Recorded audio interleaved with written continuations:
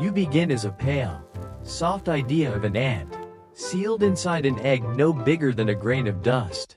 Around you, the world is warm, wet, and crowded. The air tastes of fungus and soil minerals.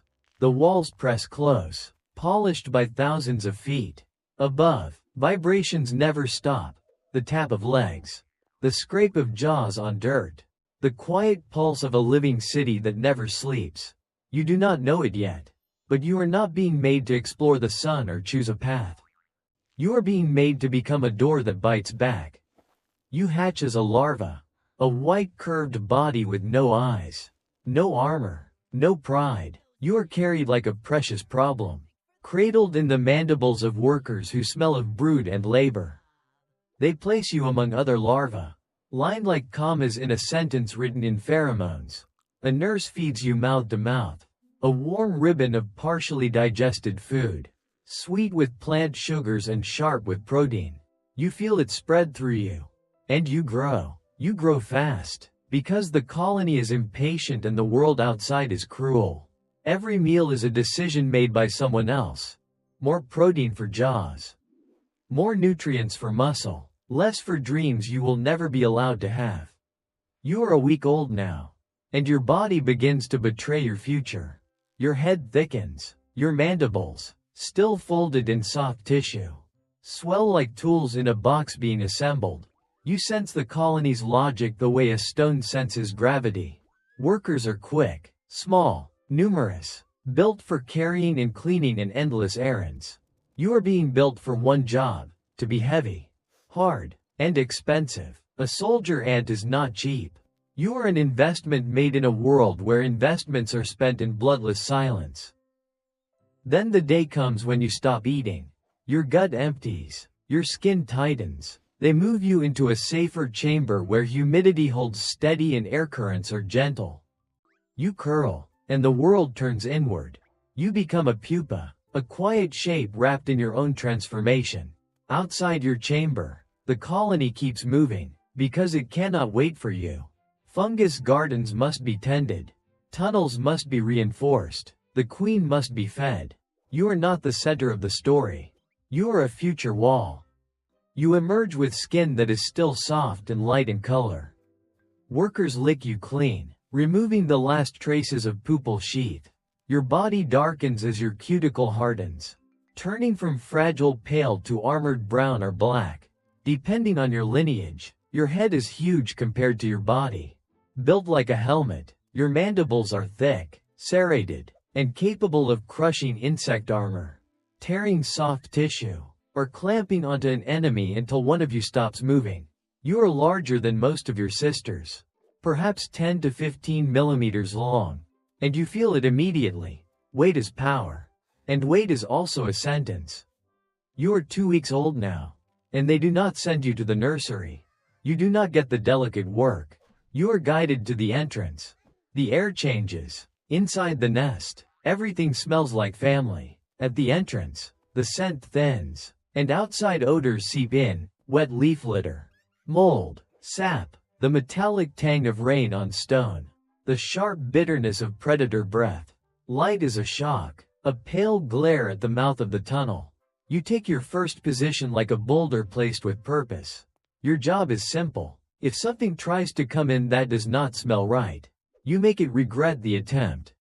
Hours pass, then days, and you learn the language of alarm. You learn it without words, because ants do not waste time on speeches. A worker brushes you, and the touch carries urgency. A trail line thickens, a faint chemical flare blooms in the air, and your body responds before thought exists. Alarm pheromone is a fire you breathe. You step forward, you open your mandibles, you become the idea the colony wants the world to remember. This place is not free. The first invader is small, a beetle that slips toward the entrance like a polished seed with legs. It smells wrong, oily and foreign. You clamp down. Your mandibles meet its hard shell with a dull crunch that vibrates through your head. It thrashes. You hold. Workers swarm around you, biting at joints, spraying formic acid if your species has it, or simply tearing at soft seams with coordinated brutality. You feel a strange satisfaction. Not because you hate the beetle, but because your body finally makes sense. This is what your oversized head is for.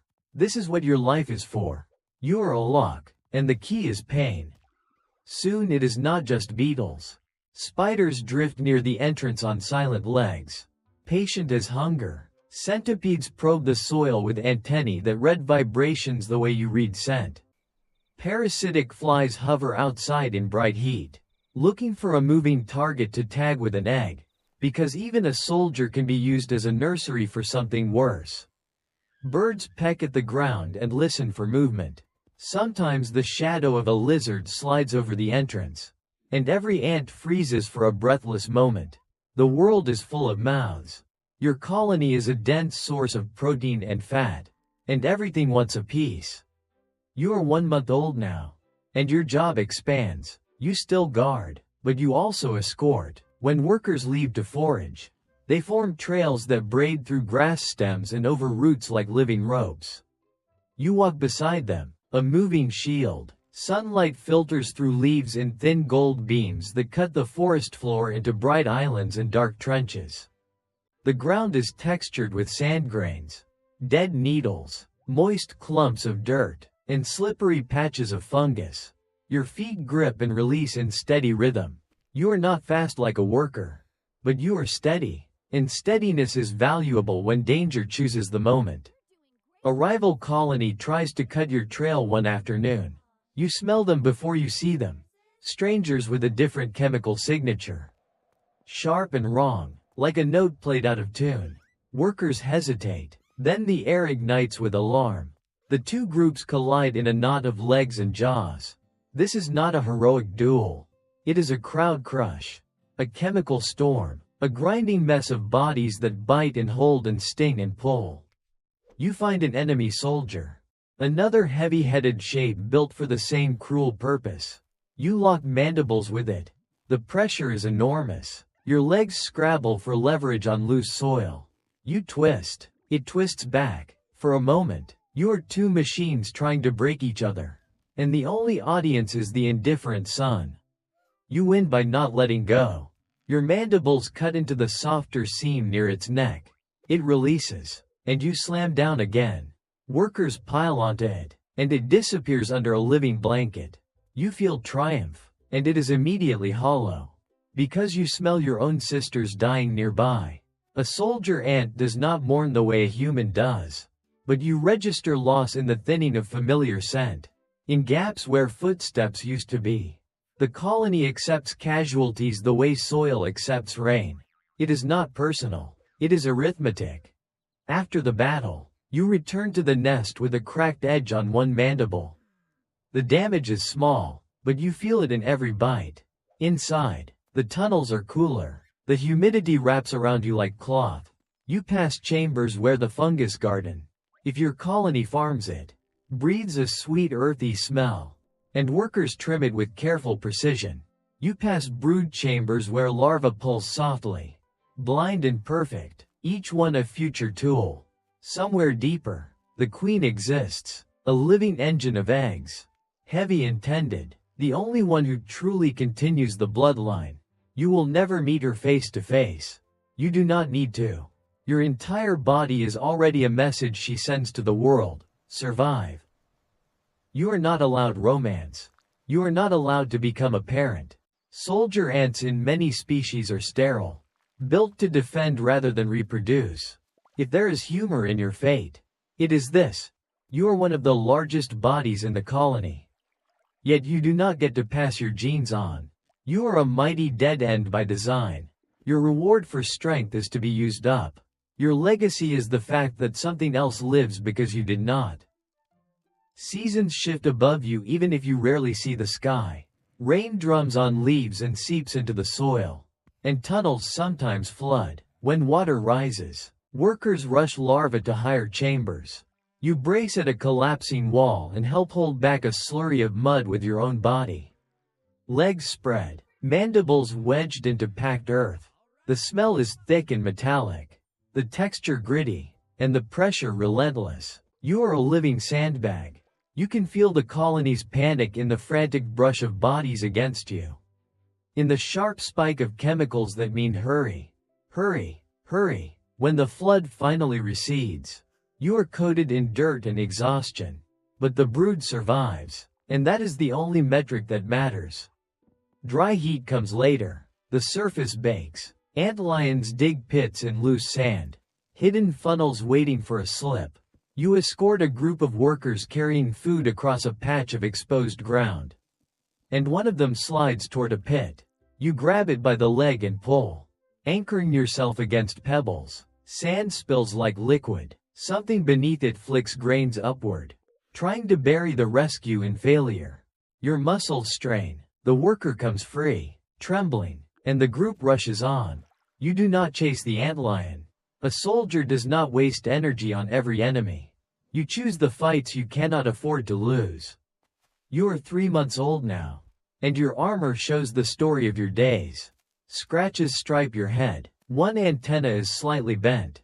The chipped mandible makes your grip less perfect. You still stand at the entrance, but you can tell you are not as sharp as you were. Younger soldiers take the forward positions more often. You become a second line. A reserve. It feels like demotion, but you also feel relief. A quiet decrease in the number of times alarm floods your body. That relief is dangerous. In nature, comfort is often just the pause before something notices you. One night, the ground trembles in a way that does not match rain or footsteps. A thick musky scent rolls toward the nest. An anteater, or another insect-eating mammal, has found your colony. The entrance explodes with movement. Workers scatter brood deeper. Soldiers surge forward, forming a living barrier. The mammal's snout probes, wet and powerful, and its tongue flicks like a whip. It is too big to fight the way you fight beetles. You cannot crush it with mandibles. You can only bite and cling and hope the pain convinces it to move on. You launch yourself onto the tongue when it appears, clamping down with everything you have. The surface is warm, slick, and shockingly strong. It tries to pull you free. You hold. Acid sprays. Workers swarm your legs, anchoring you with their own bodies, turning your single bite into a cluster of suffering. The mammal jerks back and snorts, shaking its head. For a moment, it hesitates, and you feel the colony's desperate hope like a tremor. Then it tries again, because hunger is patient. Another sweep. Another tug. Ants fly. Dirt scatters. The air is thick with alarm and crushed vegetation. You are injured. Something tears at your side. Your leg joints burn. You can still bite, so you bite. You clamp onto a soft fold of skin near the snout. You can taste blood in the faintest way through chemical signals. But you do not linger on it. This is not gore, not drama. It is simply the cost of being meat that refuses to be eaten quietly. The mammal finally withdraws, perhaps because the pain becomes too annoying, perhaps because it finds an easier meal elsewhere, perhaps because the night offers other options. It leaves behind a torn entrance, scattered bodies, and the smell of stress that will cling to the nest for days. You stagger back inside. Workers touch you, tasting your condition, deciding where you belong now. They clean you, but they cannot reverse time. Your movements slow. Your breathing, if you can call it that, feels heavier. You are no longer the perfect door with teeth. You are a damaged hinge. In a colony, usefulness is kindness, and uselessness is danger. If you become too much of a burden, the colony will not hold a funeral. It will simply move forward without you. You are 4 months old now, and the world narrows. You stand closer to the inner tunnels where traffic is dense, where the smell of home is thick. You still respond to alarms, but you are slower. You still bite, but your chipped mandible slips more often. Younger soldiers pass you with glossy armor and unscarred heads, and you recognize them as your replacements. There is no jealousy in you, only an odd emptiness, like a chamber that used to be full. Your end comes in a way that fits your design. A raid from another colony strikes at dawn when the soil is cool and the surface is quiet. The invaders pour in like a chemical wave, trying to steal brood and food. The entrance becomes a choke point again. And every body matters. You take your position without hesitation. Because hesitation is not a skill your caste evolves. You clamp down on an enemy worker and feel it ride. But a second enemy bites your damaged side. And the pain flares sharp. You hold anyway. You become a wedge that slows the surge long enough for your sisters to regroup. A moment later, your strength fails. Your legs slip on damp soil. Your grip loosens. You feel bodies flow past you like water past a stone. Then the stone cracks. You fall, still biting, still trying to be what you were built to be. The battle continues above you. Because it must. The colony wins or loses on collective motion, not on the story of one soldier. The darkness comes gently. You lie in the tunnel where the air is cool and smells of earth and home. Vibrations fade. Your senses narrow to the most basic truths. You're surrounded by your colony's scent. And you did your job until your body could not. In time, workers will move you away to keep the nest clean. And your nutrients will return to the soil or to other mouths. Nothing is wasted here, not even you. Life as a soldier ant is a bargain you never get to negotiate. You receive strength in exchange for a future you will never own. Your whole existence is a fierce, brief duty, and the final irony is that the colony remembers you only as the silence that follows after danger fails to enter.